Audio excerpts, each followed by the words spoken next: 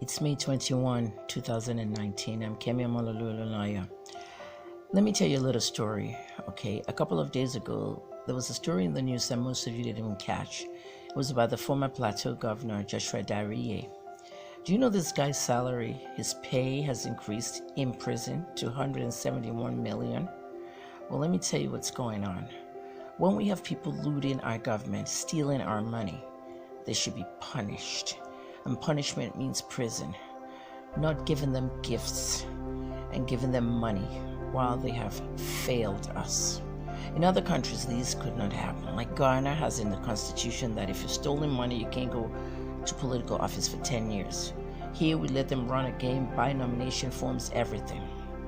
Well, you see, Joshua Dariye, the Plateau former governor, he was convicted by the EFCC, okay? And the justice convicted him to 14 years in prison. It was reduced to 10 years. Oh, yeah, was he paraded? No, he wasn't paraded, but the Yahoo boys are paraded. Well, let's go on. Mr. Dariye is in prison. He already gets a huge amount, okay, monthly, plus the 13.5 million running cost for the senator thing, okay?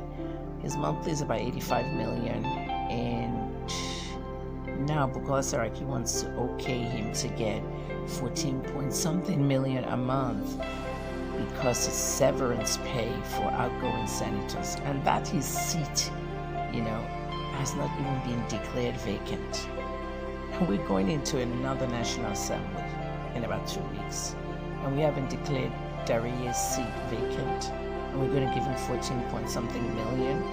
So now his pay is about 171 million in prison.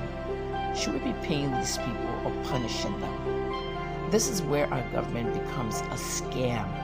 That's all it is, corruption.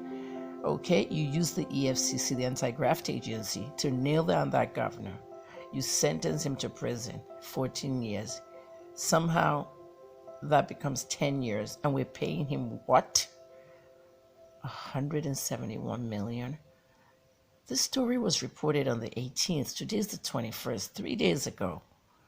But yet the EFCC saturates the news with Naira Marley's story so that these young people would not hear this Dariye one, right? The government isn't doing anybody any good, okay? Please, people, I hear you calling me the female fella. I've heard that for years. I'm no female fella. There's only one fella, and he sings. I don't sing. But I'm going to tell you straight in your face, it has to stop. It is against Nigerian law and international law. Serap has filed a suit, and that's still pending. Bukola, I grew up with you. Since 14 years old in London, England, and everything.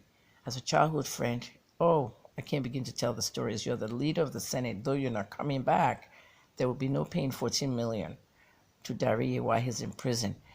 As an outgoing senator, he didn't outgo because we voted him out, or the Plateau people rather voted him out. He outwent because he stole money.